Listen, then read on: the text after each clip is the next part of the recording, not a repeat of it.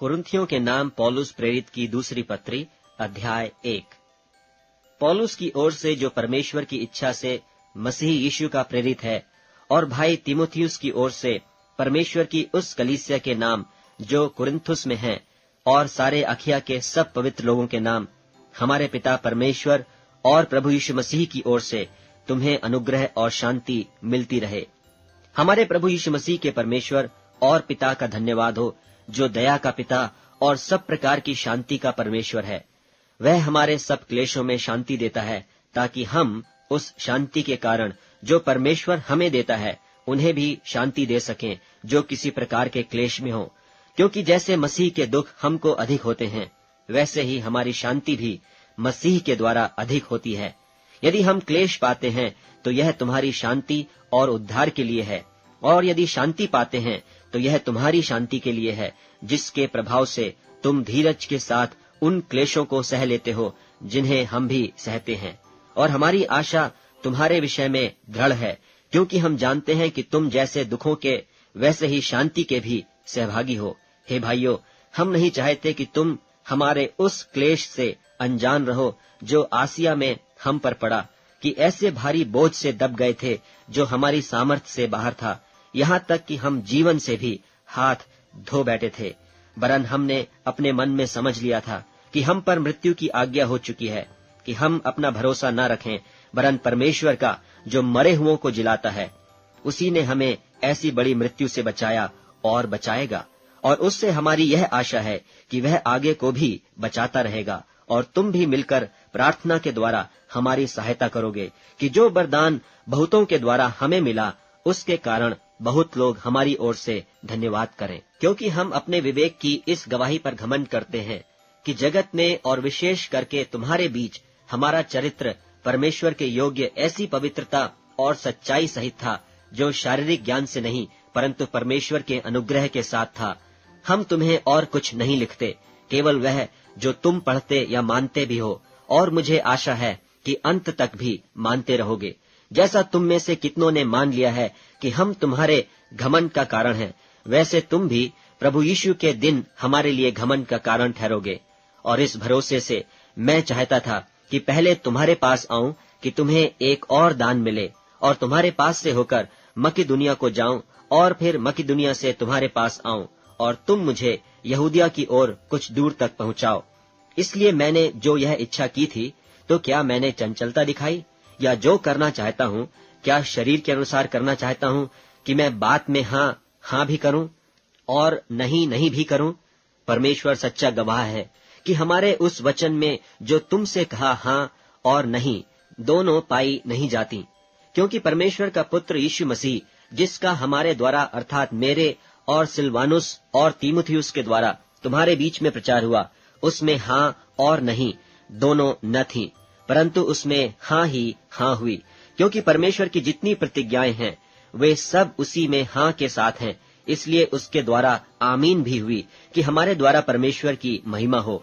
और जो हमें तुम्हारे साथ मसीह में दृढ़ करता है, और जिसने हमें अभिषेक किया, वही परमेश्वर है, जिसने हम पर छाप भी कर दी है, और बयाने में आत्मा को हमारे मनों में दिया।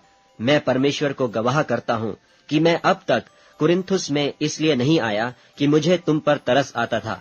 यह नहीं कि हम विश्वास के विषय में तुम पर प्रभुता जताना चाहते हैं, परंतु तुम्हारे आनंद में सहायक हैं, क्योंकि तुम विश्वास ही से स्थिर रहते हो। दूसरा अध्याय। मैंने अपने मन में यही ठान लिया था कि फिर तुम्हारे पास उदास होकर न आऊं, क्योंकि यदि मैं तुम्हें उदास करूं तो मुझे आनंद देने वाला कौन होगा? केवल वही जिसको मैंने उदास किया। और मैंने यही बात तुम्हें इसलिए लिखी कि कहीं ऐसा न हो कि मेरे आने पर जिनसे आनंद मिलना चाहिए, मैं उनसे उदास होऊं। क्योंकि मुझे तुम सब पर इस बात का भरोसा है कि जो मेरा आनंद है, वही तुम सब का भी है। बड़े क्लेश और मन के कष्ट से मैंने बहुत से आंसू बहा बहा कर तुम्हें लिखा, इसलिए नहीं कि तुम उदास हो, परंतु इसलिए कि तुम उस बड़े प्रेम को जान लो जो मुझे तुमसे है। और यदि किसी ने उदास किया है, तो मुझे ही नहीं, वरन कि उसके साथ बहुत कड़ाई न करो। कुछ कुछ तुम सब को भी उदास किया है। ऐसे जन के लिए यह दंड जो भाइयों में से बहुतों ने दिया बहुत है। इसलिए इससे यह भला है कि उसका अपराध क्षमा करो और शांति दो, न हो कि ऐसा मनुष्य बहुत उदासी में डूब जाए। इस कारण मैं तुमसे विनती करता हूँ कि उसको अपने प्रेम का प्रमाण दो, क्योंकि मैंने इसलिए भी लिखा था कि तुम्हें परख लूं कि सब बातों के मानने के लिए तैयार हो कि नहीं। जिसका तुम कुछ क्षमा करते हो उसे मैं भी क्षमा करता हूँ, क्योंकि मैंने भी जो कुछ क्षमा किया है, यदि किया हो तो तुम्हारे कारण मसीह की जगह में होकर क्षमा किया है, कि शैतान का हम पर दांव न चले, क्योंकि हम उसकी युक्तियों से अनजान नहीं। और जब मैं मसीह का सुसमाचार सुनाने को त्रोआस में आया और प्रभु ने मेरे लिए एक द्वार खोल दिया, तो मेरे मन में चैन न मिला, इसलिए कि मैंने अपने भाई तीतुस को नहीं पाया। सो उनसे विदा होकर मैं मकिदुनिया को चला गया। परंतु परमेश्वर का धन्यवाद हो, जो मसीह में सदा हमको जय के उत्सव में लिए फिरता है और अपने ज्ञान का सुगंध हमारे द्वारा हर जगह फैलाता है, क्योंकि हम परमेश्वर के निकट उद्धार पाने वालों और नाश होने वालों दोनों के लिए मसीह के सुगंध हैं। कितनों के लिए तो मरने के निमित्त मृत्यु की गंध, और कितनों के लिए जीवन के निमित्त जीवन की सुगंध। और इन बातों के योग्य कौन है? क्योंकि हम उन बहुतों के समान नहीं जो परमेश्वर के वचन में मिलावट करते हैं, परंतु मन की सच्चाई से और परमेश्वर की ओर से परमेश्वर को उपस्थित जानकर मसीह में बोलते हैं। 3 अध्याय। क्या हम फिर अपनी बड़ाई करने लगे, या हमें कितनों की नई सिफारिश की पत्रियां तुम्हारे पास लानी या तुमसे लेनी है? हमारी पत्री तुम ही हो जो हमारे हृदयों पर लिखी हुई है, और उसे सब मनुष्य पहचानते और पढ़ते हैं। यह प्रगट है कि तुम मसीह की पत्री हो, जिसको हमने सेवकों की नाई लिखा, और जो सियाही से नहीं परंतु जीवते परमेश्वर की आत्मा से पत्थर की पटियों पर नहीं परंतु हृदय की मांस रूपी पटियों पर लिखी है। हम मसीह के द्वारा परमेश्वर पर ऐसा ही भरोसा रखते हैं। यह नहीं कि हम अपने आप से इस योग्य हैं कि अपनी ओर से किसी बात का विचार कर सकें, पर हमारी योग्यता परमेश्वर की ओर से है, जिसने हमें नई वाचा के सेवक होने के योग्य भी किया, शब्द के सेवक नहीं वरन आत्मा के, क्योंकि शब्द मारता है पर आत्मा जिलाता है।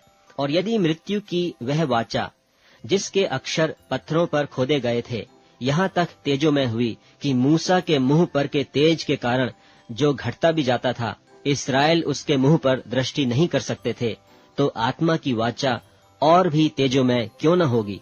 क्योंकि जब दोषी ठहराने वाली वाचा तेजोमय थी, तो धर्मी ठहराने वाली वाचा और भी तेजोमय क्यों न होगी? और जो तेजोमय था वह भी उस तेज के कारण जो उससे बढ़कर तेजोमय था कुछ तेजोमय न ठहरा, क्योंकि जब वह जो घटता जाता था तेजोमय था, तो वह जो स्थिर रहेगा और भी तेजोमय क्यों न होगा? सो ऐसी आशा रखकर हम हियाव के साथ बोलते हैं, और मूसा की नाई नहीं, जिसने अपने मुंह पर पर्दा डाला था, ताकि इस्राएली उस घटने वाली वस्तु के अंत को न देखें, परंतु वे मतिमंद हो गए, क्योंकि आज तक पुराने नियम के पढ़ते समय उनके हृदयों पर वही पर्दा पड़ा रहता है, पर वह मसीह में उठ जाता है। और आज तक जब कभी मूसा की पुस्तक पढ़ी जाती है तो उनके हृदय पर पर्दा पड़ा रहता है, परंतु जब कभी उनका हृदय प्रभु की ओर फिरेगा तब वह पर्दा उठ जाएगा। प्रभु तो आत्मा है, और जहाँ कहीं प्रभु का आत्मा है वहाँ स्वतंत्रता है। परंतु जब हम सब के उघाड़े चेहरे से प्रभु का प्रताप इस प्रकार प्रकट होता है जिस प्रकार दर्पण में, तो प्रभु के द्वारा जो आत्मा है हम उसी तेजस्वी रूप में अंश अंश करके बदलते जाते हैं। 4 अध्याय। इसलिए जब हम पर ऐसी दया हुई कि हमें यह सेवा मिली, तो हम हियाव नहीं छोड़ते, परंतु हमने लज्जा के गुप्त कामों को त्याग दिया, और न चतुराई से चलते और न परमेश्वर के वचन में मिलावट करते हैं, परंतु सत्य को प्रकट करके परमेश्वर के सामने हर एक मनुष्य के विवेक में अपनी भलाई बैठाते हैं। परंतु यदि हमारे सुसमाचार पर पर्दा पड़ा है, तो यह नाश होने वालों ही के लिए पड़ा है, और उन अविश्वासियों के लिए जिनकी बुद्धि को इस संसार के ईश्वर ने अंधी कर दी है, ताकि मसीह जो परमेश्वर का प्रतिरूप है उसके तेजोमय सुसमाचार का प्रकाश उन पर न चमके। क्योंकि हम अपने को नहीं परंतु मसीह यीशु को प्रचार करते हैं कि वह प्रभु है, और अपने विषय में यह कहते हैं कि हम यीशु के कारण तुम्हारे सेवक हैं, इसलिए कि परमेश्वर ही है जिसने कहा कि अंधकार में से ज्योति चमके, और वही हमारे हृदयों में चमका कि परमेश्वर की महिमा की पहचान की ज्योति यीशु मसीह के चेहरे से प्रकाशमान हो। परंतु हमारे पास यह धन मिट्टी के बर्तनों में रखा है कि यह असीम सामर्थ हमारी ओर से नहीं वरन परमेश्वर ही की ओर से ठहरे। हम चारों ओर से क्लेश तो भोगते हैं पर संकट में नहीं पड़ते, निरुपाय तो हैं पर निराश नहीं होते, सताए तो जाते हैं पर त्यागे नहीं जाते, गिराए तो जाते हैं पर नाश नहीं होते। हम यीशु की मृत्यु को अपनी देह में हर समय लिए फिरते हैं कि यीशु का जीवन भी हमारी देह में प्रकट हो, क्योंकि हम जीते जी सर्वदा यीशु के कारण मृत्यु के हाथ में सौंपे जाते हैं कि यीशु का जीवन भी हमारे मरणहार शरीर में प्रकट हो। सो मृत्यु तो हम पर प्रभाव डालती है और जीवन तुम पर, और इसलिए कि हम में वही विश्वास की आत्मा है जिसके विषय में लिखा है कि मैंने विश्वास किया इसलिए मैं बोला। सो हम भी विश्वास करते हैं इसीलिए बोलते हैं, क्योंकि हम जानते हैं कि जिसने प्रभु यीशु को जिलाया वही हमें भी यीशु में भागी जानकर जिलाएगा और तुम्हारे साथ अपने सामने उपस्थित करेगा, क्योंकि सब वस्तुएं तुम्हारे लिए हैं, ताकि अनुग्रह बहुतों के द्वारा अधिक होकर परमेश्वर की महिमा के लिए धन्यवाद भी बढ़ाए। इसलिए हम हियाव नहीं छोड़ते। यद्यपि हमारा बाहरी मनुष्यत्व नाश भी होता जाता है, तो भी हमारा भीतरी मनुष्यत्व दिन प्रतिदिन नया होता जाता है, क्योंकि हमारा पल भर का हल्का सा क्लेश हमारे लिए बहुत ही महत्वपूर्ण और अनंत महिमा उत्पन्न करता जाता है। और हम तो देखी हुई वस्तुओं को नहीं परंतु अनदेखी वस्तुओं को देखते रहते हैं, क्योंकि देखी हुई वस्तुएं थोड़े ही दिन की हैं, परंतु अनदेखी वस्तुएं सदा बनी रहती हैं। 5वां अध्याय। क्योंकि हम जानते हैं कि जब हमारा पृथ्वी पर का डेरा सरीखा घर गिराया जाएगा तो हमें परमेश्वर की ओर से स्वर्ग पर एक ऐसा भवन मिलेगा जो हाथों से बना हुआ घर नहीं परंतु चिरस्थायी है। इसमें तो हम कहरते और बड़ी लालसा रखते हैं कि अपने स्वर्गीय घर को पहन लें, कि इसके पहनने से हम नंगे न पाए जाएं। और हम इस डेरे में रहते हुए बोझ से दबे कहरते रहते हैं, क्योंकि हम उतारना नहीं वरन और पहनना चाहते हैं, ताकि वह जो मरणहार है जीवन में डूब जाए। और जिसने हमें इसी बात के लिए तैयार किया है वह परमेश्वर है, जिसने हमें बयाने में आत्मा भी दिया है। सो हम सदा ढाढ़स बांधे रहते हैं और यह जानते हैं कि जब तक हम देह में रहते हैं तब तक प्रभु से अलग हैं, क्योंकि हम रूप को देखकर नहीं पर विश्वास से चलते हैं। इसलिए हम ढाढ़स बांधे रहते हैं और देह से अलग होकर प्रभु के साथ रहना और भी उत्तम समझते हैं। इस कारण हमारे मन की उमंग यह है कि चाहे साथ रहें चाहे अलग रहें, पर हम उसे भाते रहें, क्योंकि अवश्य है कि हम सबका हाल मसीह के न्याय आसन के सामने खुल जाए, कि हर एक व्यक्ति अपने अपने भले बुरे कामों का बदला जो उसने देह के द्वारा किए हों पाए। सो प्रभु का भय मानकर हम लोगों को समझाते हैं और परमेश्वर पर हमारा हाल प्रकट है। और मेरी आशा यह है कि तुम्हारे विवेक पर भी प्रकट हुआ होगा। हम फिर भी अपनी बड़ाई तुम्हारे सामने नहीं करते, वरन हम अपने विषय में तुम्हें घमंड करने का अवसर देते हैं कि तुम उन्हें उत्तर दे सको जो मन पर नहीं वरन दिखावटी बातों पर घमंड करते हैं। यदि हम बेसुध हैं तो परमेश्वर के लिए, और यदि चैतन्य हैं तो तुम्हारे लिए हैं, क्योंकि मसीह का प्रेम हमें विवश कर देता है, इसलिए कि हम यह समझते हैं कि जब एक सब के लिए मरा तो सब मर गए। और वह इस निमित्त सब के लिए मरा कि जो जीवित हैं वे आगे को अपने लिए न जिए, परंतु उसके लिए जो उनके लिए मरा और फिर जी उठा। सो अब से हम किसी को शरीर के अनुसार न समझेंगे। और यदि हमने मसीह को भी शरीर के अनुसार जाना था तो भी अब से उसको ऐसा नहीं जानेंगे। सो यदि कोई मसीह में है तो वह नई सृष्टि है, पुरानी बातें बीत गई हैं, देखो वे सब नई हो गईं। और सब बातें परमेश्वर की ओर से हैं, जिसने मसीह के द्वारा अपने साथ हमारा मेल मिलाप कर लिया और मेल मिलाप की सेवा हमें सौंप दी है। अर्थात परमेश्वर ने मसीह में होकर अपने साथ संसार का मेल मिलाप कर लिया और उनके अपराधों का दोष उन पर नहीं लगाया, और उसने मेल मिलाप का वचन हमें सौंप दिया है। सो हम मसीह के राजदूत हैं, मानो परमेश्वर हमारे द्वारा समझाता है, हम मसीह की ओर से निवेदन करते हैं कि परमेश्वर के साथ मेल मिलाप कर लो। जो पाप से अज्ञात था, उसी को उसने हमारे लिए पाप ठहराया कि हम उसमें होकर परमेश्वर की धार्मिकता बन जाएं। 6वां अध्याय। और हम जो उसके सहकर्मी हैं, यह भी समझाते हैं कि परमेश्वर का अनुग्रह जो तुम पर हुआ व्यर्थ न रहने दो, क्योंकि वह तो कहता है कि अपनी प्रसन्नता के समय मैंने तेरी सुन ली और उद्धार के दिन मैंने तेरी सहायता की। देखो, अभी वह प्रसन्नता का समय है, देखो अभी वह उद्धार का दिन है। हम किसी बात में ठोकर खाने का कोई भी अवसर नहीं देते कि हमारी सेवा पर कोई दोष न आए, परंतु हर बात से परमेश्वर के सेवकों की नाई अपने सद्गुणों को प्रकट करते हैं, बड़े धैर्य से, क्लेशों से, दरिद्रता से, संकटों से, कोड़े खाने से, कैद होने से, हुल्लड़ों से, परिश्रम से, जागते रहने से, उपवास करने से, पवित्रता से, ज्ञान से, धीरज से, कृपालुता से, पवित्र आत्मा से, सच्चे प्रेम से, सत्य के वचन से, परमेश्वर की सामर्थ्य से, धार्मिकता के हथियारों से जो दाहिने बाएं हैं, आदर और निरादर से, दुर्नाम और सुनाम से।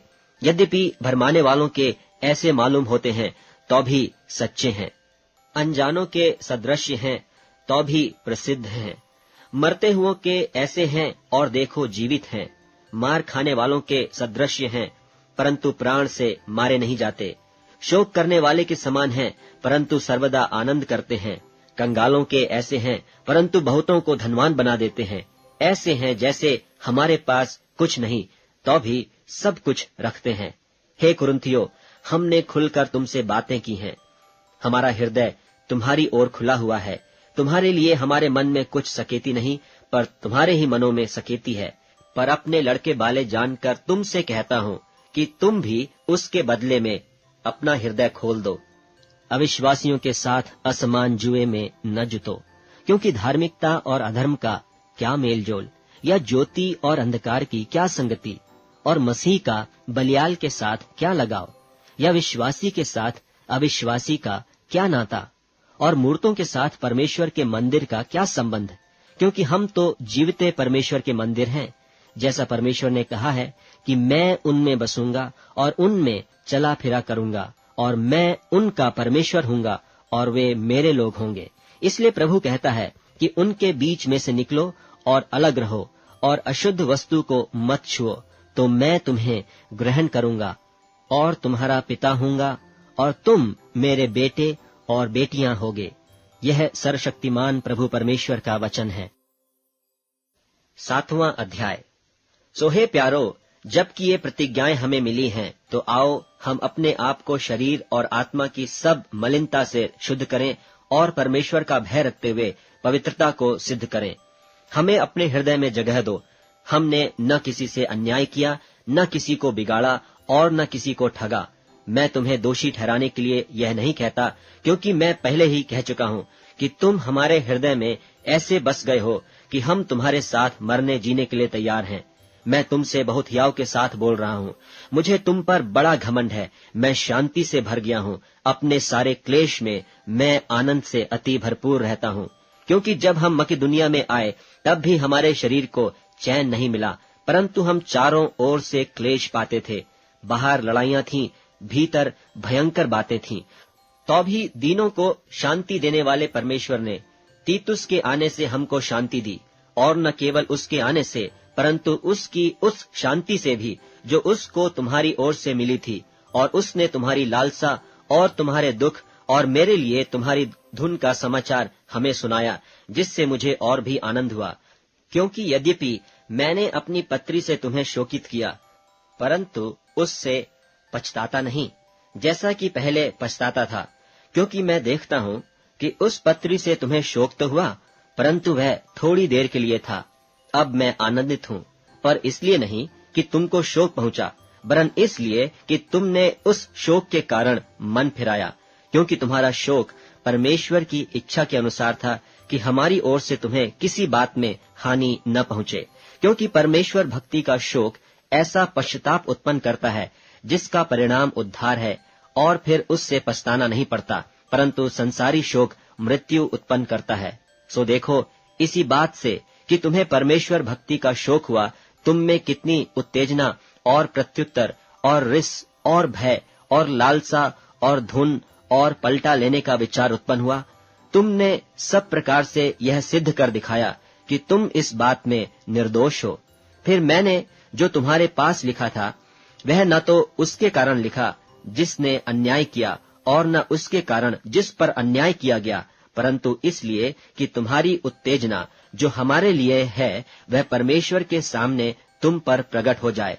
इसलिए हमें शांति हुई, और हमारी इस शांति के साथ तीतुस के आनंद के कारण और भी आनंद हुआ, क्योंकि उसका जी तुम सब के कारण हरा भरा हो गया है। क्योंकि यदि मैंने उसके सामने तुम्हारे विषय में कुछ घमंड दिखाया तो लज्जित नहीं हुआ, परंतु जैसे हमने तुमसे सब बातें सच सच कह दी थीं, वैसे ही हमारा घमंड दिखाना तीतुस के सामने भी सच निकला। और जब उसको तुम सब के आज्ञाकारी होने का स्मरण आता है कि क्यों कर तुमने डरते और कांपते हुए उससे भेंट की, तो उसका प्रेम तुम्हारी ओर और भी बढ़ता जाता है। मैं आनंद करता हूँ कि तुम्हारी ओर से मुझे हर बात में ढाढ़स होता है। 8वां अध्याय। अब हे भाइयों, हम तुम्हें परमेश्वर के उस अनुग्रह का समाचार देते हैं जो मकिदुनिया की कलीसियाओं पर हुआ है, कि क्लेश की बड़ी परीक्षा में उनके बड़े आनंद और भारी कंगालपन के बढ़ जाने से उनकी उदारता बहुत बढ़ गई। और उनके विषय में मेरी यह गवाही है कि उन्होंने अपनी सामर्थ भर, वरन सामर्थ से भी बाहर मन से दिया, और इस दान में और पवित्र लोगों की सेवा में भागी होने के अनुग्रह के विषय में हमसे बार बार बहुत विनती की। और जैसी हमने आशा की थी वैसी ही नहीं, वरन उन्होंने प्रभु को फिर परमेश्वर की इच्छा से हमको भी अपने तई दे दिया। इसलिए हमने तीतुस को समझाया कि जैसा उसने पहले आरंभ किया था, वैसा ही तुम्हारे बीच में इस दान के काम को पूरा भी कर ले। सो जैसे हर बात में अर्थात विश्वास, वचन, ज्ञान और सब प्रकार के यत्न में और उस प्रेम में जो हमसे रखते हो बढ़ते जाते हो, वैसे ही इस दान के काम में भी बढ़ते जाओ। मैं आज्ञा की रीति पर तो नहीं, परंतु औरों के उत्साह से तुम्हारे प्रेम की सच्चाई को परखने के लिए कहता हूँ। तुम हमारे प्रभु यीशु मसीह का अनुग्रह जानते हो कि वह धनी होकर भी तुम्हारे लिए कंगाल बन गया, ताकि उसके कंगाल हो जाने से तुम धनी हो जाओ। और इस बात में मेरा विचार यही है, क्योंकि यह तुम्हारे लिए अच्छा है, जो 1 वर्ष से न तो केवल इस काम को करने ही में, परंतु इस बात के चाहने में भी प्रथम हुए थे। इसलिए अब यह काम पूरा करो कि जैसा इच्छा करने में तुम तैयार थे, वैसा ही अपनी अपनी पूंजी के अनुसार पूरा भी करो। क्योंकि यदि मन की तैयारी हो तो दान उसके अनुसार ग्रहण भी होता है जो उसके पास है, न कि उसके अनुसार जो उसके पास नहीं। यह नहीं कि औरों को चैन और तुमको क्लेश मिले, परंतु बराबरी के विचार से इस समय तुम्हारी बढ़ती उनकी घटी में काम आए, ताकि उनकी बढ़ती भी तुम्हारी घटी में काम आए कि बराबरी हो जाए। जैसा लिखा है कि जिसने बहुत बटोरा उसका कुछ अधिक न निकला। और परमेश्वर का धन्यवाद हो जिसने तुम्हारे लिए वही उत्साह तीतुस के हृदय में डाल दिया है, कि उसने हमारा समझाना मान लिया, वरन बहुत उत्साही होकर वह अपनी इच्छा से तुम्हारे पास गया है। और हमने उसके साथ उस भाई को भेजा है जिसका नाम सुसमाचार के विषय में सब कलीसिया में फैला हुआ है। और इतना ही नहीं, परंतु वह कलीसिया से ठहराया भी गया कि इस दान के काम के लिए हमारे साथ जाए। और हम यह सेवा इसलिए करते हैं कि प्रभु की महिमा और हमारे मन की तैयारी प्रकट हो जाए। हम इस बात में चौकस रहते हैं कि इस उदारता के काम के विषय में जिसकी सेवा हम करते हैं, कोई हम पर दोष न लगाने पाए, क्योंकि जो बातें केवल प्रभु ही के निकट नहीं परंतु मनुष्यों के निकट भी भली हैं, हम उनकी चिंता करते हैं। और हमने उसके साथ अपने भाई को भेजा है, जिसको हमने बार बार परख के बहुत बातों में उत्साही पाया है, परंतु अब तुम पर उसको बड़ा भरोसा है, इस कारण वह और भी अधिक उत्साही है। यदि कोई तीतुस के विषय में पूछे तो वह मेरा साथी और तुम्हारे लिए मेरा सहकर्मी है। और यदि हमारे भाइयों के विषय में पूछे तो वे कलीसियाओं के भेजे हुए और मसीह की महिमा है। सो अपना प्रेम और हमारा वह घमंड जो तुम्हारे विषय में है, कलीसियाओं के सामने उन्हें सिद्ध करके दिखाओ। 9वां अध्याय। अब उस सेवा के विषय में जो पवित्र लोगों के लिए की जाती है, मुझे तुमको लिखना अवश्य नहीं, क्योंकि मैं तुम्हारे मन की तैयारी को जानता हूँ, जिसके कारण मैं तुम्हारे विषय में मकिदुनियों के सामने घमंड दिखाता हूँ कि अखिया के लोग 1 वर्ष से तैयार हुए हैं और तुम्हारे उत्साह ने और बहुतों को भी उभारा है। परंतु मैंने भाइयों को इसलिए भेजा है कि हमने जो घमंड तुम्हारे विषय में दिखाया वह इस बात में व्यर्थ न ठहरे, परंतु जैसा मैंने कहा वैसे ही तुम तैयार हो रहो। ऐसा न हो कि यदि कोई मकिदुनी मेरे साथ आए और तुम्हें तैयार न पाए, तो क्या जाने इस भरोसे के कारण हम यह नहीं कहते कि तुम लज्जित हो। इसलिए मैंने भाइयों से यह विनती करना अवश्य समझा कि वे पहले से तुम्हारे पास जाएं और तुम्हारी उदारता का फल, जिसके विषय में पहले से वचन दिया गया था, तैयार कर रखें, कि यह दबाव से नहीं परंतु उदारता के फल की नाई तैयार हो। परंतु बात तो यह है कि जो थोड़ा बोता है वह थोड़ा काटेगा भी, और जो बहुत बोता है वह बहुत काटेगा।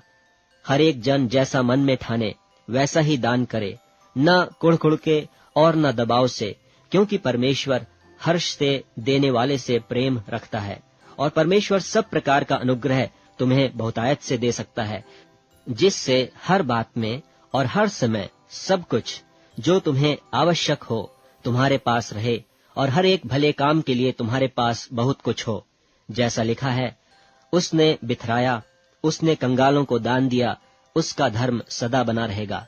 सो जो बोने वाले को बीज और भोजन के लिए रोटी देता है, वह तुम्हें बीज देगा और उसे फलवंत करेगा, और तुम्हारे धर्म के फलों को बढ़ाएगा, कि तुम हर बात में सब प्रकार की उदारता के लिए जो हमारे द्वारा परमेश्वर का धन्यवाद करवाती है, धनवान किए जाओ। क्योंकि इस सेवा के पूरा करने से न केवल पवित्र लोगों की घटिया पूरी होती हैं, परंतु लोगों की ओर से परमेश्वर का बहुत धन्यवाद होता है, क्योंकि इस सेवा से प्रमाण लेकर परमेश्वर की महिमा प्रकट करते हैं कि तुम परमेश्वर के सुसमाचार को मानकर उसके अधीन रहते हो, और उनकी और सबकी सहायता करने में उदारता प्रकट करते रहते हो। और वे तुम्हारे लिए प्रार्थना करते हैं, और इसलिए कि तुम पर परमेश्वर का बड़ा ही अनुग्रह है, तुम्हारी लालसा करते रहते हैं। परमेश्वर को उसके उस दान के लिए जो वर्णन से बाहर है धन्यवाद हो। 10वां अध्याय। मैं वही पौलुस जो तुम्हारे सामने दीन हूँ, परंतु पीठ पीछे तुम्हारी ओर साहस करता हूँ, तुमको मसीह की नम्रता और कोमलता के कारण समझाता हूँ। मैं यह विनती करता हूँ कि तुम्हारे सामने मुझे निर्भय होकर साहस करना न पड़े, जैसा मैं कितनों पर जो हमको शरीर के अनुसार चलने वाले समझते हैं वीरता दिखाने का विचार करता हूँ। क्योंकि यद्यपि हम शरीर में चलते फिरते हैं, तो भी शरीर के अनुसार नहीं लड़ते, क्योंकि हमारी लड़ाई के हथियार शारीरिक नहीं, पर गढ़ों को ढा देने के लिए परमेश्वर के द्वारा सामर्थी हैं। सो हम कल्पनाओं को और हर एक ऊंची बात को जो परमेश्वर की पहचान के विरोध में उठती है खंडन करते हैं, और हर एक भावना को कैद करके मसीह का आज्ञाकारी बना देते हैं, और तैयार रहते हैं कि जब तुम्हारा आज्ञा मानना पूरा हो जाए तो हर एक प्रकार के आज्ञा न मानने का पलटा लें। तुम इन्हीं बातों को देखते हो जो आंखों के सामने है। यदि किसी का अपने पर यह भरोसा हो कि मैं मसीह का हूँ, तो वह यह भी जान ले कि जैसा वह मसीह का है वैसे ही हम भी हैं। क्योंकि यदि मैं उस अधिकार के विषय में और भी घमंड दिखाऊं जो प्रभु ने तुम्हारे बिगाड़ने के लिए नहीं पर बनाने के लिए हमें दिया है, तो लज्जित न होऊंगा। यह मैं इसलिए कहता हूँ कि पत्रियों के द्वारा तुम्हें डराने वाला न ठहरूं, क्योंकि कहते हैं कि उसकी पत्रियां तो गंभीर और प्रभावशाली हैं, परंतु जब देखते हैं तो वह देह का निर्बल और वक्तव्य में हल्का जान पड़ता है। सो जो ऐसा कहता है कि वह यह समझ रखे कि जैसे पीठ पीछे पत्रियों में हमारे वचन हैं, वैसे ही तुम्हारे सामने हमारे काम भी होंगे। क्योंकि हमें यह हियाव नहीं कि हम अपने आप को उनमें से ऐसे कितनों के साथ गिने या उनसे अपने को मिलाएं जो अपनी प्रशंसा करते हैं और अपने आप को आपस में नाप तौल कर एक दूसरे से मिलान करके मूर्ख ठहरते हैं। हम तो सीमा से बाहर घमंड कदापि न करेंगे, परंतु उसी सीमा तक जो परमेश्वर ने हमारे लिए ठहरा दी है, और उसमें तुम भी आ गए हो, और उसी के अनुसार घमंड भी करेंगे। क्योंकि हम अपनी सीमा से बाहर अपने आप को बढ़ाना नहीं चाहते, जैसे कि तुम तक न पहुंचने की दशा में होता, वरन मसीह का सुसमाचार सुनाते हुए तुम तक पहुंच चुके हैं। और हम सीमा से बाहर औरों के परिश्रम पर घमंड नहीं करते, परंतु हमें आशा है कि ज्यों-ज्यों तुम्हारा विश्वास बढ़ता जाएगा, त्यों-त्यों हम अपनी सीमा के अनुसार तुम्हारे कारण और भी बढ़ते जाएंगे, कि हम तुम्हारे सिवानों से आगे बढ़कर सुसमाचार सुनाएं, और यह नहीं कि हम औरों की सीमा के भीतर बने बनाए कामों पर घमंड करें, परंतु जो घमंड करे वह प्रभु पर घमंड करे, क्योंकि जो अपनी बड़ाई करता है वह नहीं, परंतु जिसकी बड़ाई प्रभु करता है वही ग्रहण किया जाता है। 11वां अध्याय। यदि तुम मेरी थोड़ी मूर्खता सह लेते तो क्या ही भला होता। हाँ, मेरी सह भी लेते हो, क्योंकि मैं तुम्हारे विषय में ईश्वरीय धुन लगाए रहता हूँ, इसलिए कि मैंने एक ही पुरुष से तुम्हारी बात लगाई है कि तुम्हें पवित्र कुंवारी की नाई मसीह को सौंप दूं। परंतु मैं डरता हूँ कि जैसे सांप ने अपनी चतुराई से हव्वा को बहकाया, वैसे ही तुम्हारे मन उस सीधाई और पवित्रता से जो मसीह के साथ होनी चाहिए कहीं भ्रष्ट न किए जाएं। यदि कोई तुम्हारे पास आकर किसी दूसरे यीशु को प्रचार करे जिसका प्रचार हमने नहीं किया, या कोई और आत्मा तुम्हें मिले जो पहले न मिला था, या और कोई सुसमाचार जिसे तुमने पहले न माना था, तो तुम्हारा सहना ठीक होता। मैं तो समझता हूँ कि मैं किसी बात में बड़े से बड़े प्रेरितों से कम नहीं हूँ। यदि मैं वक्तव्य में अनाड़ी हूँ तो अभी ज्ञान में नहीं, वरन हमने इसको हर बात में सब पर तुम्हारे लिए प्रकट किया है। क्या इसमें मैंने कुछ पाप किया कि मैंने तुम्हें परमेश्वर का सुसमाचार सेंत में सुनाया और अपने आप को नीचा किया कि तुम ऊंचे हो जाओ? मैंने और कलीसियाओं को लूटा, अर्थात मैंने उनसे मजदूरी ली ताकि तुम्हारी सेवा करूं। और जब तुम्हारे साथ था और मुझे घटी हुई तो मैंने किसी पर भार नहीं दिया, क्योंकि भाइयों ने मकिदुनिया से आकर मेरी घटी को पूरी की, और मैंने हर बात में अपने आप को तुम पर भार होने से रोका और रोके रहूंगा। यदि मसीह की सच्चाई मुझ में है तो अखिया देश में कोई मुझे इस घमंड से न रोकेगा। किस लिए? क्या इसलिए कि मैं तुमसे प्रेम नहीं रखता? परमेश्वर यह जानता है। परंतु जो मैं करता हूँ वही करता रहूंगा कि जो लोग दांव ढूंढते हैं उन्हें मैं दांव पाने दूं, ताकि जिस बात में वे घमंड करते हैं उसमें वे हमारे ही समान ठहरें। क्योंकि ऐसे लोग झूठे प्रेरित और छल से काम करने वाले और मसीह के प्रेरितों का रूप धरने वाले हैं। और यह कुछ अचंभे की बात नहीं, क्योंकि शैतान आप भी ज्योतिर्मय स्वर्गदूत का रूप धारण करता है। सो यदि उसके सेवक भी धर्म के सेवकों का सा रूप धरें तो कुछ बड़ी बात नहीं, परंतु उनका अंत उनके कामों के अनुसार होगा। मैं फिर कहता हूँ, कोई मुझे मूर्ख न समझे, नहीं तो मूर्ख ही समझकर मेरी सह लो, ताकि थोड़ा सा मैं भी घमंड करूं। इस बेधड़क घमंड से बोलने में जो कुछ मैं कहता हूँ वह प्रभु की आज्ञा के अनुसार नहीं, पर मानो मूर्खता से ही कहता हूँ। जबकि बहुत लोग शरीर के अनुसार घमंड करते हैं तो मैं भी घमंड करूंगा। तुम तो समझदार होकर आनंद से मूर्खों की सह लेते हो, क्योंकि जब तुम्हें कोई दास बना लेता है या खा जाता है या फंसा लेता है या अपने आप को बड़ा बनाता है या तुम्हारे मुंह पर थप्पड़ मारता है तो तुम सह लेते हो। मेरा कहना अनादर ही की रीति पर है, मानो कि हम निर्बल से थे। परंतु जिस किसी बात में कोई हियाव करता है, मैं मूर्खता से कहता हूँ तो मैं भी हियाव करता हूँ।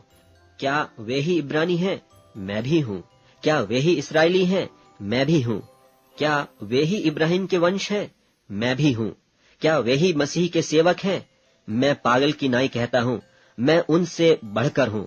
अधिक परिश्रम करने में, बार बार कैद होने में, कोड़े खाने में, बार बार मृत्यु के जोखिमों में। 5 बार मैंने यहूदियों के हाथ से 39 कोड़े खाए। 3 बार मैंने बेते खाई। 1 बार पत्थरवाह किया गया। 3 बार जहाज जिन पर मैं चढ़ा था टूट गए। 1 रात दिन मैंने समुद्र में काटा। मैं बार बार यात्राओं में, नदियों के जोखिमों में, डाकुओं के जोखिमों में, अपने जाति वालों से जोखिमों में, अन्य जातियों से जोखिमों में, नगरों में के जोखिमों में, जंगल के जोखिमों में, समुद्र के जोखिमों में, झूठे भाइयों के बीच जोखिमों में, परिश्रम और कष्ट में, बार बार जागते रहने में, भूख प्यास में, बार बार उपवास करने में, जाड़े में उघाड़े रहने में, और बातों को छोड़कर जिनका वर्णन मैं नहीं करता, सब कलीसियाओं की चिंता प्रतिदिन मुझे दबाती है। किसकी निर्बलता से मैं निर्बल नहीं होता? किसके ठोकर खाने से मेरा जी नहीं दुखता? यदि घमंड करना अवश्य है तो मैं अपनी निर्बलता की बातों पर करूंगा। प्रभु यीशु का परमेश्वर और पिता जो सदा धन्य है जानता है कि मैं झूठ नहीं बोलता। दमिश्क में अरितास राजा की ओर से जो हाकिम था, उसने मेरे पकड़ने को दमिश्कियों के नगर पर पहरा बैठा रखा था, और मैं टोकरे में खिड़की से होकर भीत पर से उतारा गया और उसके हाथ से बच निकला। 12वां अध्याय। यद्यपि घमंड करना तो मेरे लिए ठीक नहीं, तो भी करना पड़ता है। सो मैं प्रभु के दिए हुए दर्शनों और प्रकाशों की चर्चा करूंगा। मैं मसीह में एक मनुष्य को जानता हूँ, 14 वर्ष वे, कि न जाने देह सहित न जाने देह रहित परमेश्वर जानता है, ऐसा मनुष्य तीसरे स्वर्ग तक उठा लिया गया। मैं ऐसे मनुष्य को जानता हूँ, न जाने देह सहित न जाने देह रहित परमेश्वर ही जानता है, कि स्वर्ग लोक पर उठा लिया गया, और ऐसी बातें सुनी जो कहने की नहीं, और जिनका मुंह पर लाना मनुष्य को उचित नहीं। ऐसे मनुष्य पर तो मैं घमंड करूंगा, परंतु अपने पर अपनी निर्बलताओं को छोड़ अपने विषय में घमंड न करूंगा। क्योंकि यदि मैं घमंड करना चाहूं भी तो मूर्ख न होऊंगा, क्योंकि सच बोलूंगा। तो भी रुक जाता हूँ, ऐसा न हो कि जैसा कोई मुझे देखता है या मुझसे सुनता है, मुझे उससे बढ़कर समझे। और इसलिए कि मैं प्रकाशों की बहुतायत से फूल न जाऊं, मेरे शरीर में एक कांटा चुभाया गया, अर्थात शैतान का एक दूत, कि मुझे घूसे मारे, ताकि मैं फूल न जाऊं। इसके विषय में मैंने प्रभु से 3 बार विनती की कि मुझसे यह दूर हो जाए, और उसने मुझसे कहा, मेरा अनुग्रह तेरे लिए बहुत है, क्योंकि मेरी सामर्थ निर्बलता में सिद्ध होती है। इसलिए मैं से अपनी निर्बलताओं पर घमंड करूंगा, कि मसीह की सामर्थ मुझ पर छाया करती रहे। इस कारण मैं मसीह के लिए निर्बलताओं और निंदाओं में और दरिद्रता में और उपद्रवों में और संकटों में प्रसन्न हूँ, क्योंकि जब मैं निर्बल होता हूँ तभी बलवंत होता हूँ। मैं मूर्ख तो बना, परंतु तुम ही ने मुझसे यह बरबस करवाया।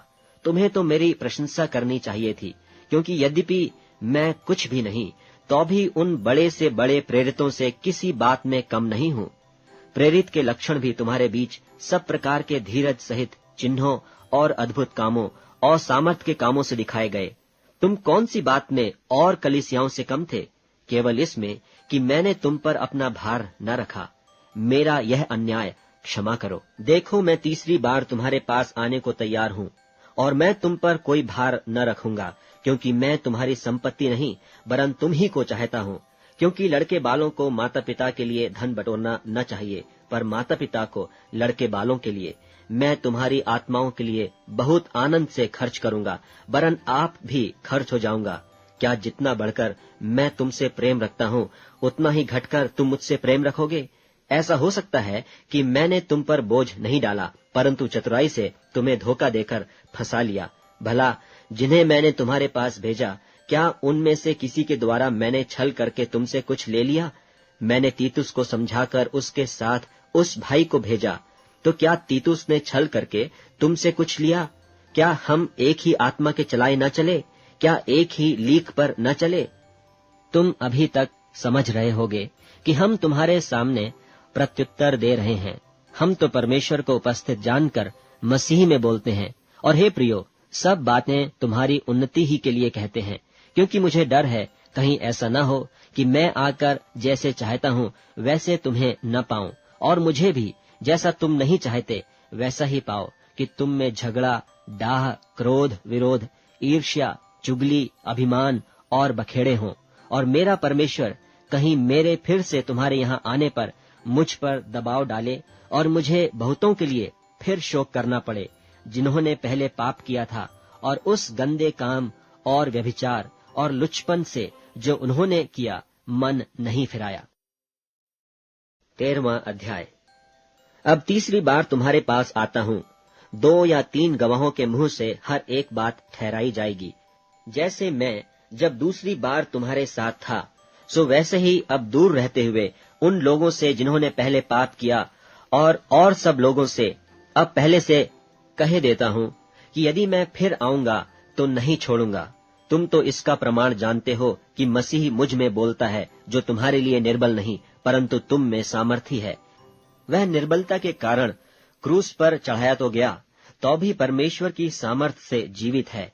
हम भी तो उसमें निर्बल हैं, परंतु परमेश्वर की सामर्थ से जो तुम्हारे लिए है उसके साथ जिएंगे। अपने आप को परखो कि विश्वास में हो कि नहीं। अपने आप को जांचो क्या तुम अपने विषय में यह नहीं जानते कि यीशु मसीह तुम में है? नहीं तो तुम निकम्मे निकले हो।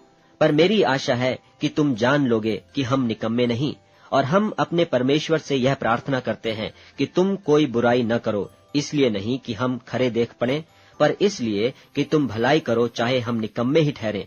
क्योंकि हम सत्य के विरोध में कुछ नहीं कर सकते, पर सत्य के लिए कर सकते हैं। जब हम निर्बल हैं और तुम बलवंत हो, तो हम आनंदित होते हैं और यह प्रार्थना भी करते हैं कि तुम सिद्ध हो जाओ।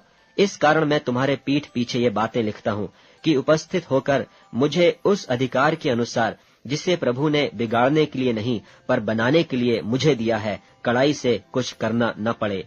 निदान है भाइयों, आनंदित रहो, सिद्ध बनते जाओ, ढाढ़स रखो, एक ही मन रखो, मेल से रहो, और प्रेम और शांति का दाता परमेश्वर तुम्हारे साथ होगा। एक दूसरे को पवित्र चुंबन से नमस्कार करो। सब पवित्र लोग तुम्हें नमस्कार करते हैं। प्रभु यीशु मसीह का अनुग्रह और परमेश्वर का प्रेम और पवित्र आत्मा की सहभागिता तुम सबके साथ होती रहे।